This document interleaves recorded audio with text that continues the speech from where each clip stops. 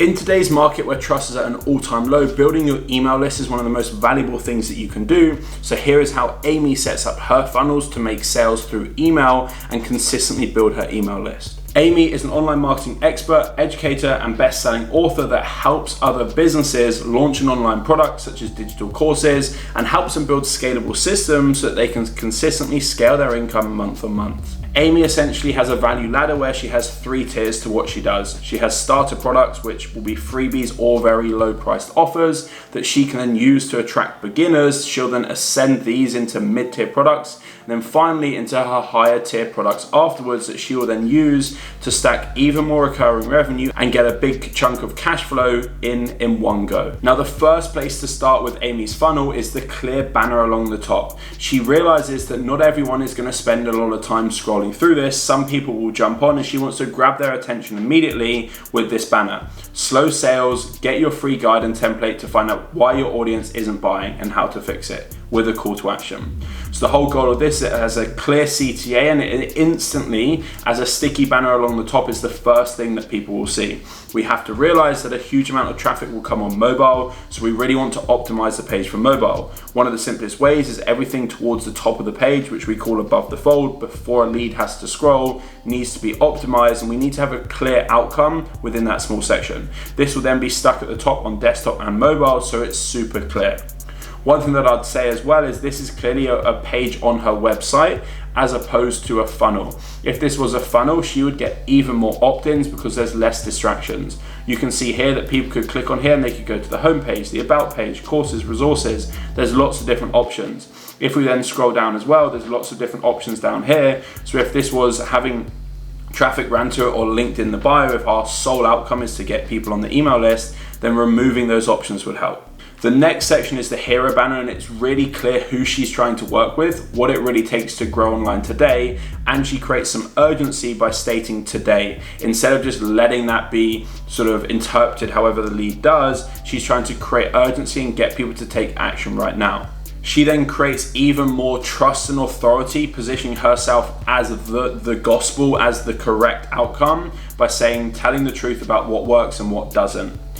The reason this works is she's positioned as an authority figure and it immediately offers free, high relevant resource that will help grow her email list and ultimately help them build theirs as well. She's giving them the tools that she's used to build her own business. We then have a clear call to action in the middle, 5 ready to go email templates, no more guessing. How to know if your course will actually sell with a clear call to action. You'll notice as well that because trust is at an all-time low, she's not asking for lots of information. She's just capturing email because email is what she can market to. The whole goal of this is to build the email list, so she's not trying to capture everything, she's just trying to capture email. Now we move into this main sort of personal brand and authority section. A big clear standout point with this is she piggybacks off the authority that all of these other brands have. These are insanely well-known brands that the majority of people, because business owners are landing on this page, will know of, so it instantly positions her as an authority figure and one that has trust in because she's associated with these. This picture as well gives her even more authority because it's her best-selling book that she is then holding, and then it's stacked even more with the fact that she's earned over 120 million from her email list. After this, we then move into the next section where you can see there's another really simple call to action. Start small, start simply, start here. A lot of the businesses coming into this probably don't have an email list or they have a small email list. She's trying to reduce the overwhelm, reduce the anxiety by essentially bringing everything down a notch. She then makes a call to action really clear by having it in yellow so it stands out even more as well. And then she piggybacks off of the fact that everyone is trying to incorporate AI in their business. So the fact that her lead magnet is also including this shows that she's updating it relatively recently. And what a problem that a lot of businesses face is they quickly launch lead magnets because they don't think that it's that important. But we have to realize if a lead opts in and they don't take value, then they're probably not going to buy into your paid offers. So we want the lead magnet to be as good as a paid product, so good that you could charge for it, but you don't. We want the lead to opt in, get the lead magnet, and question how good the paid product must be if this is the free one. We then have a call to action again down here. One thing that could be improved is you can see that the page is laid out with really clear branding. However, if we had these call to action buttons in different colors, they'd stand out even more, sort of like an ugly color. They'd stand out even more, and chances are you'd get even more opt-ins because they're then pulling people in towards them even more. You could even go as far as adding a little animation so they rock side to side or they pulsate so it stands out again even more. Then we move down into a section about her podcast. If the goal of this was simply to get people on the email list, I wouldn't worry about having a podcast. I'd just stack a little bit more value and proof of how valuable the lead magnet is and the outcomes that it's had for people. However, if she's trying to build her audience as well on her podcast, and it's something that she could link here, but we have to realize that often when we give people multiple choices, they end up taking less action overall.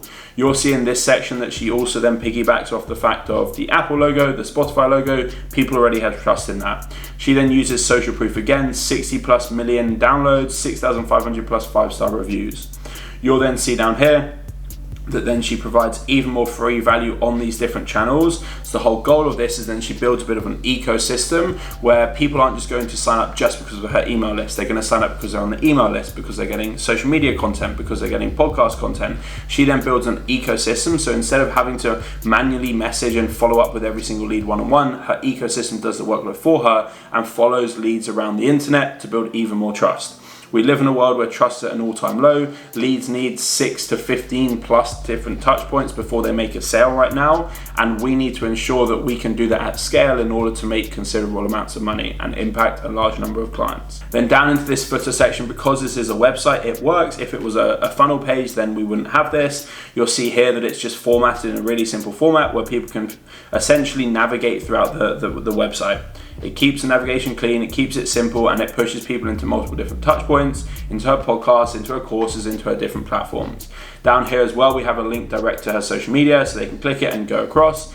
Now, what I would say is this should be the whole length, just because from a formatting perspective, so it's potentially something that they were changing whilst we were building out this video.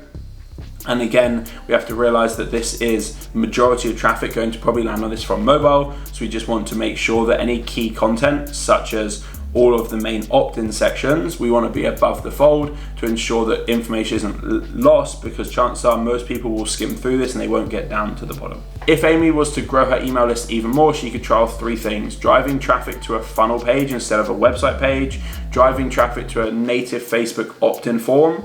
A native Facebook opt-in form means that she could gather email, name, and phone number with even less barrier, because leads don't have to type anything in. On a native Facebook opt-in form, when leads click learn more on the ad, it pre-fills their name, email, and phone number, so the lead doesn't even need to type it out.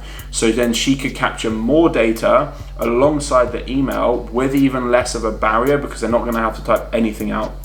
The third option is she could split test driving leads to a post that has a clear call to action to comment a keyword. When that keyword's commented, it can create an automated DM sequence to then capture emails into her email list, deliver the lead magnet in the DMs, but then she can use those DMs to build even more rapport and then sell people straight there. What she could then also do is, you'd probably say, well, if she has a lot of volume coming through, it's not going to be easy to manage. Well, it's not. That's why you could launch AI systems such as our AI setter that would handle that conversation in the DMs for you automatically and not need the workload and back and forth. That's how Amy does it in terms of building out her funnel to get the maximum number of conversions, and a few things that she could improve to get even more sales.